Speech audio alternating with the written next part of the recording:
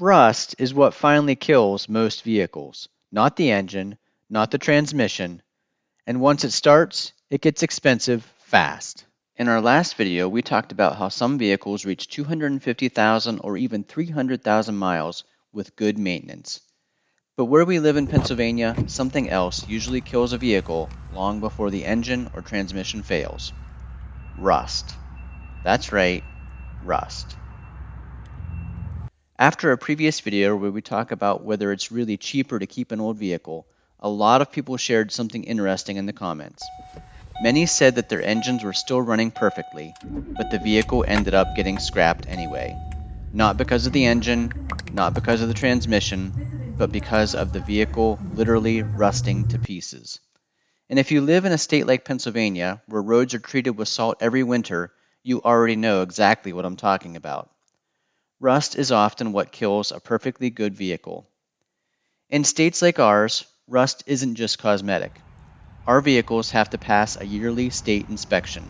That means no rust through holes in body panels, no structural rust weakening the frame. So sometimes you end up with a situation where the vehicle runs perfectly, shifts perfectly, drives great, but it still fails inspection because the body or the frame is too rusted. At that point, many owners are faced with a difficult decision: spend thousands of dollars on bodywork, or send the vehicle to the scrapyard, or maybe just sell it for parts. This is exactly what happened with our Expedition. We started noticing rust forming in the rocker panel area. Luckily, we caught it early. We had the rust cut out and repaired properly. The cost? About $950 for that one repair.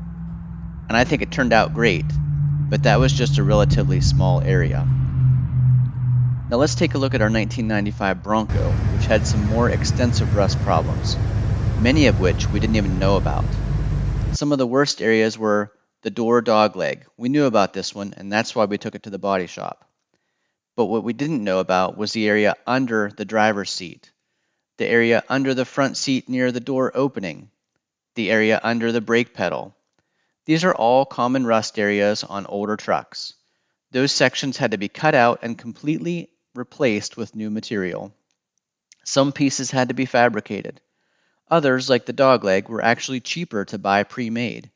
That part came from Jeff's Bronco graveyard and cost less than $30. But by the time the repair and paintwork were finished, the total was about $2,400. Here's what the body shop told me. When I was talking to the guys about the rust repairs, they shared some interesting numbers. Typical rust repair costs look like this. Rocker panel repairs are some of the most common and cost about $1,500 per side. Obviously, that number can be higher or lower depending on the condition of that rocker panel, whether just a small spot can be cut out, like happened with our Expedition, or if they have to replace the entire thing. Another common issue is truck wheel well rust. We've all seen this, right above those rear tires on the fender wells. That can cost between $800 and $2,000 per bedside. And they said if both sides of a truck bed are rusted, it's often cheaper to replace the entire bed with a southern bed from a rust-free vehicle. Paint alone has become incredibly expensive. Just the paint materials for a full vehicle repaint can cost around $2,000. And a complete paint job today can easily reach $10,000 or more. You can see how quickly these costs add up. Imagine a vehicle with rusted rocker panels, rusted cab corners, rusted frame supports, and a rusted radiator support. Even if the engine and transmission are running perfectly, repairing all of that rust might cost more than the vehicle is worth. That's why so many vehicles here in the Rust Belt get scrapped while they're still mechanically sound. The biggest lesson we've learned over the years is this: rust is much easier to stop early than it is to repair later. Our Expedition repair was under $1,000 because we addressed it quickly. But once rust spreads across multiple structural areas, repair costs can explode. In a future video, we'll talk more about something I strongly believe in: oil undercoating.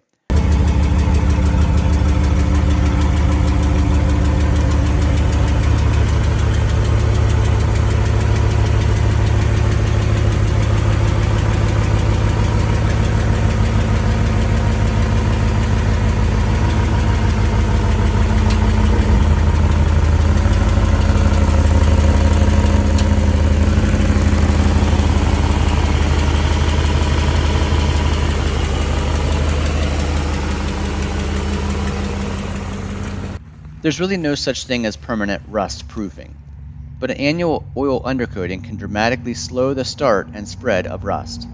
We've had very good results using it on our vehicles, and I'll go into much more detail about that in a future video. But I'm curious to hear from you. Have you ever owned a vehicle that was still running great, but rust ended up killing it? How many miles were on it when that happened? How many years did it take to get rusty? Let us know in the comments. What's a little bit unique about the Bronco is spending $2,400 to have this fixed doesn't seem like a big deal because the Bronco is now worth a lot of money. But even 10 years ago, this entire Bronco may not have been worth $2,500. So that's the issue you run into with some older vehicles.